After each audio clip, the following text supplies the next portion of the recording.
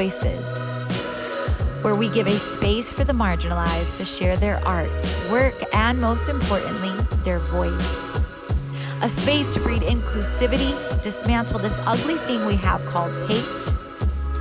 A space where we have honest conversations with love, security, and hope that the world will one day be a more unified place.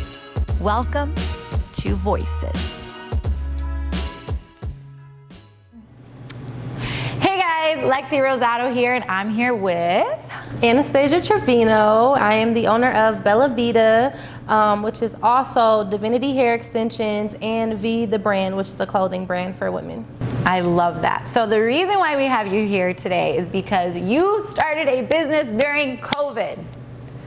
Walk me through that process, and might I add, a successful business. So tell us, what is it? So hair salon, beauty clothing, like you have a lot of stuff happening. Okay, so it's pretty much an all-service salon. We offer anywhere from hair to makeup, facials, but we pretty much are like a bunch of independent businesses in one location under one roof doing our thing. And I try to support every individual. I definitely want them as a business to feel like they're still a business, but we are under one umbrella, which is Vida. And we just all supply that beautiful life experience, which is what it means. Vida. It means beautiful life. So walk me through how you had that idea. How long had you had the idea? Me and my husband were struggling, and he was like, before I was working at a salon, I couldn't afford the booth rent, so we ended up losing half of our transportation, so I couldn't get back and forth, and my husband was like, you just need to do hair from home, start your business. And I'm like, no, ain't nobody gonna come to my house, like, no. He's like, nope, just do it, and I did. So I essentially just started my business. I was already looking into like hair extensions and things like that for years, from me living in Chicago, 2012 to 2014. And boom, I was like, okay, forget it. I posted it. I was like, I supply my own hair extensions. If you buy the hair from me, I'll do your install for $25. And that's legit how it started. And I literally had so many orders. People were booking me back to back to back. And after that, I don't know, it just went from there. So that was in 2019. Yep. So now 2020 hits. You're still doing this from your home. How in the world did you decide to go into a building space? Man, it was the craziest transition. Like, we sold our house. So we were living in a house. We sold our house. So boom, can't work from home anymore. I was in another space, a salon suite actually, with another stylist, and then the pandemic hit, and I got a bunch of wig orders, so I make custom wigs and things like that. I literally had so many wig orders to the point where I was up day in and day out making wigs, and I was just like, saving all my money. I originally seen this space, I want to say 2 years ago, when me and my husband were walking down here, and it was a nail salon. But every time we walked over here, because we came over here a lot, every time we walked over here, was nobody in there. It was always closed or empty or something. I'm like, who has this space? I'm like, why is it never open? Like, I love this space. And I was always looking through the windows and everything. So that night, the last time I seen it, when we walked in here, I literally wrote that space down in my journal. And I was like, I'm gonna get this space. And I kept saying that, I wrote down my vision, what I wanted it to look like, all of that. And I would pray over it, and I would just say, okay, God, this is essentially, if I ever was to get a space, this is what I want. So the day that I talked to my friend, and I was trying to figure out my next move before the pandemic, before we were able to open, I was like, I gotta look for something. I came straight over here to see if there was another space open around the area. And boom, it was a for lease sign in the window. And I was like, wait, what? So I called the number, and I'm like, hey, I'm inquiring. It's a for lease sign. What's going on? Is it open? And the lady who originally had it was in the process of moving, and her lease was open. So I was able to take over the sublease. But during that time, somebody had already inquired about buying her whole business. So I'm like, oh, I'm not gonna get the space. Somebody gonna buy for the whole thing, the whole thing. I'm definitely not gonna get it. So I just kind of got discouraged. But I was like, I really want this space. I think I can afford it. I don't know. So a whole month goes by. I had inquired about another space that was downtown, and it was like the weirdest process because the person I was talking with, it took him like a whole month to get me the lease, and it was like a bunch of back and forth, and it was almost like something was like procrastinating the process.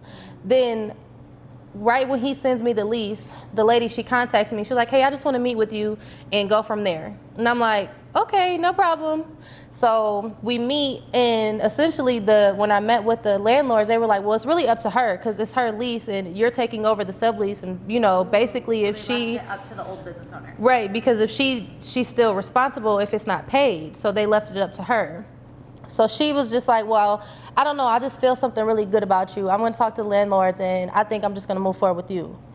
And I was like, wait, what? Like, what do you mean? So from inquiry to opening, what was the time frame? A month. It was, 2 months because I inquired.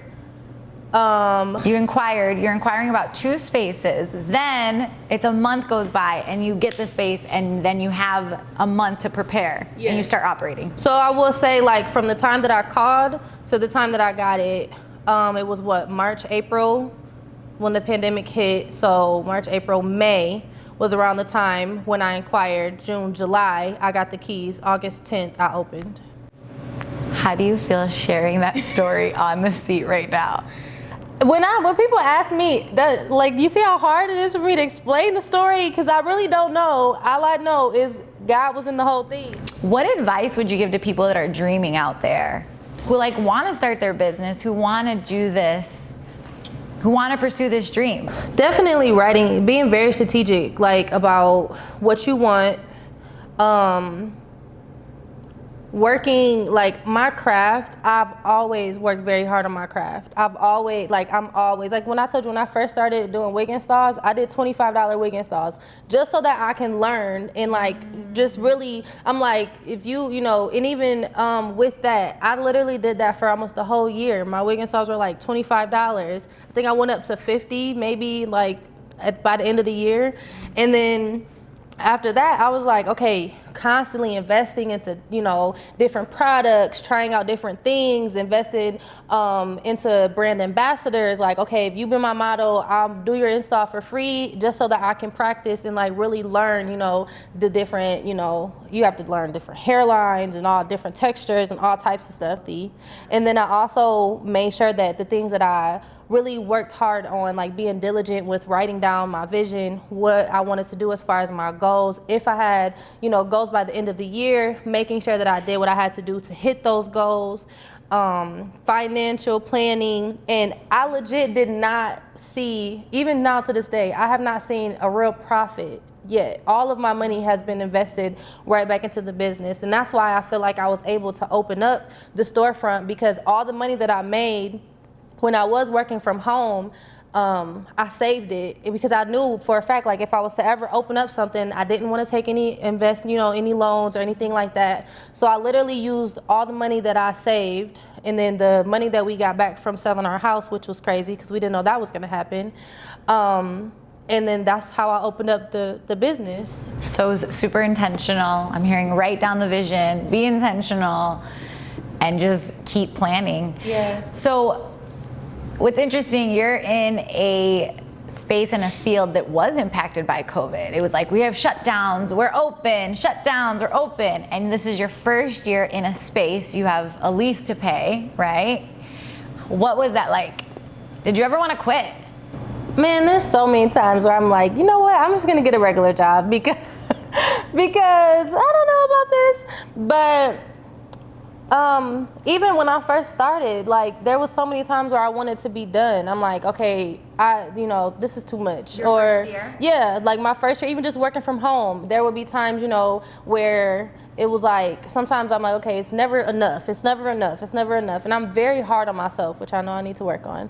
But once COVID hit, it definitely got very discouraging. And I was trying to figure out ways to, more so not be so much about me, but okay, well, if we can stay open, how can I make it better for the people that are going through these things, And that's really why when Vida came about, the Beautiful Life experience, the vision and the goal for that was, again, like, we all go through life. Life hits. Life is not always the greatest. But at least when you come here, you're going to get a beautiful experience. This is always going to be a beautiful life experience. And I also feel like if I can do it and if I can go through it, then I'll be able to help somebody else. Like, you can do it because look at I love that I asked you to unpack that, because you just shared, I think, something that is deeper than meets the eye. Because I think people can look at the highlight reel and forget the journey it took to get there. And so now it makes sense, right? Like, how do you build a business during COVID? It was years of resiliency and willingness to pursue your passion, because you already trained yourself up to do that. And so, legit. Super proud of you. Yes. Resilience is like the best word for it. Thank you. Yeah. Tell everybody where your salon is at. Of course, in Rio Town, right here in Lansing. Literally right next to the Rio Town pub. 1 door down from the barbecue, Saddleback. 2 doors down from Blue Owl. Yes. I'm so glad you're here. We're gonna cheers. Yes. Cheers to that. Thanks for having me. This episode of Voices has been brought to you by Mount Hope Church, Blue Owl Coffee, and Vision Success Marketing and Consulting.